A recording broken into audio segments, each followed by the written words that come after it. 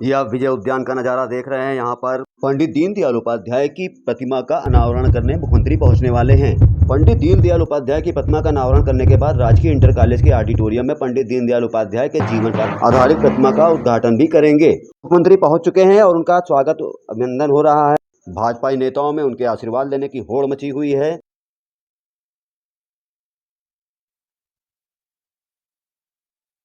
अभिनंदन करते हैं और आग्रह करते हैं कि श्रद्धेय पंडित दीनदयाल उपाध्याय जी की प्रतिमा के अनावरण हेतु बटन दबाकर माननीय मुख्यमंत्री महोदय से आग्रह है कि बटन दबाकर प्रतिमा का अनावरण करने की कृपा करेंगे।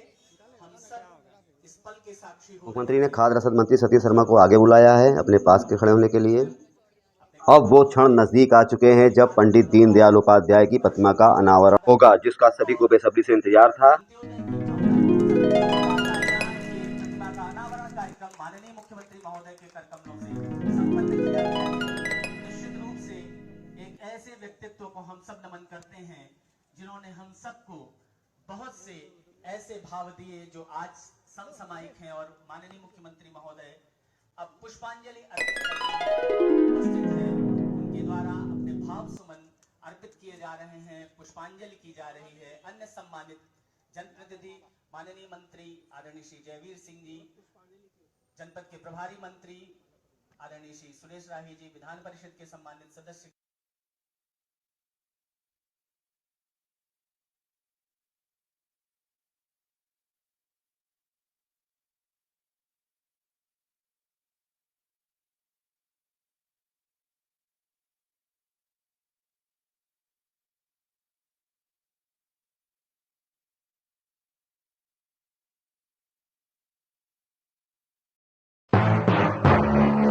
मुख्यमंत्री पंडित दीनदयाल उपाध्याय की प्रतिमा पर अब माल्यार्पण करने पहुंच रहे हैं।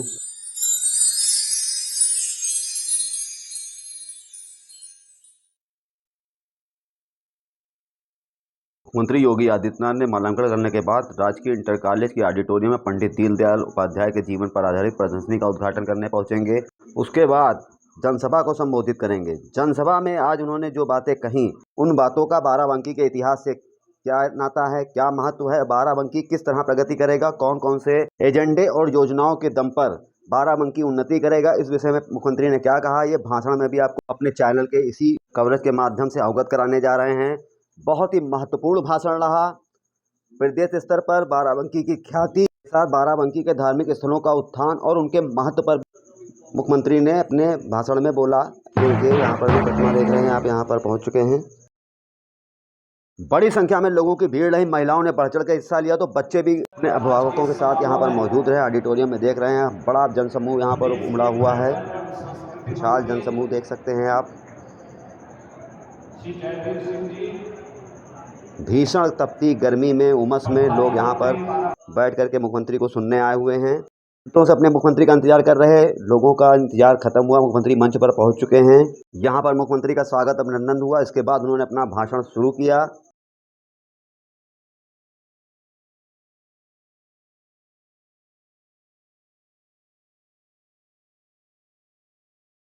स्टेट कैपिटल रीजन का एक महत्वपूर्ण जनपद बन चुका है।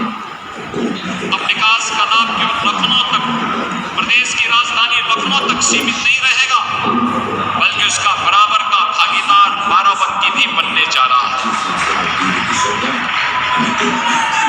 बाराबंकी स्टेट कैपिटल रीजन का पार्ट बनते ही बाराबंकी के साथ यहाँ के इंफ्रास्ट्रक्चर को मजबूती प्रदान करने का कार्य, पब्लिक ट्रांसपोर्ट की बेहतरीन सुविधा का लाभ प्रदान करने का कार्य और उसका लाभ भी बाराबंकी के वासियों को प्राप्त होने जा रहा है।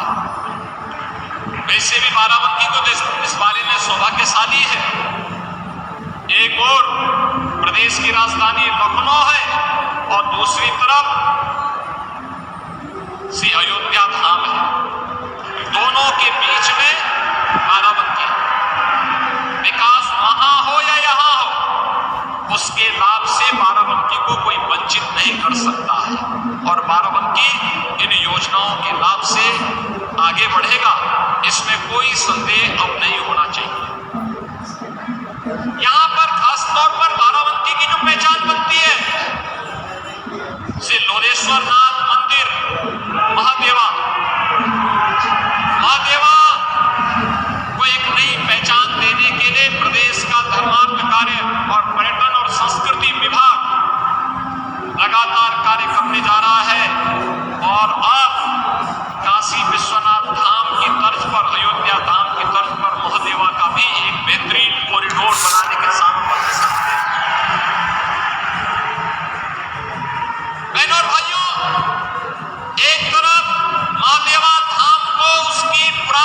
पहचान दिलाने का कार्यक्रम। दूसरी तरफ हॉकी इंडिया को अपने समय में दुनिया के अंदर एक नई पहचान दिलाने वाले इसी माटी के लाल भारत माता के महान सपूत श्री केडी सिंह बाबू की स्मृतियों को भी बनाए रखने के लिए उनकी पुश्तैनी कोठी को, यानी उनकी जो हवेली थी, जो उनका बंगला था, उसे सरकार ने लिया है और अब केडी सिंह बाबू और हॉकी इंडिया का एक भव्य स्मारक बनाने की तैयारी वहां पर होगी और हॉकी से जुड़े हुए खेल के प्रदर्शन और उनके कार्यक्रमों को आगे बढ़ाने का कार्य अब सरकार करेगी। राम स्नेही घाट के पास एक बेहतरीन इंडस्ट्रियल कॉरिडोर भी हम लोग बनाने जा रहे हैं।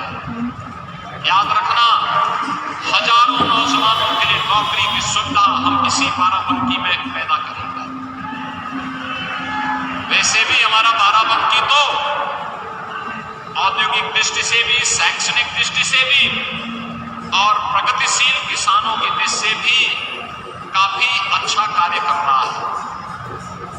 पद्म पुरस्कार से सम्मानित श्री राम शरण वर्मा जी भी तो इसी जनपद से हैं, जिन्होंने, देखिए, पढ़ाई महत्वपूर्ण नहीं होती, व्यवहारिक जीवन में व्यक्ति कैसे जीवन जीता है, अगर इसका उदाहरण देखना है तो श्री राम शरण वर्मा जी उसके उदाहरण है। एक प्रगतिशील किसान के रूप में पूरे देश के अंदर उन्होंने एक नई पहचान बनाई है। इस जनपद का एक पोटेंशियल है, तो अब यहाँ की सड़कों के बेहतरीन रखरखाव के साथ साथ उनके सुदृढ़ीकरण की भी कार्य योजना के साथ सरकार ने कार्य करना प्रारंभ किया है। आज यहाँ पर एक तरफ अच्छा इंफ्रास्ट्रक्चर का लाभ यहाँ मिलेगा, स्टेट कैपिटल रीजन का लाभ बाराबंकी जनपद को मिलेगा।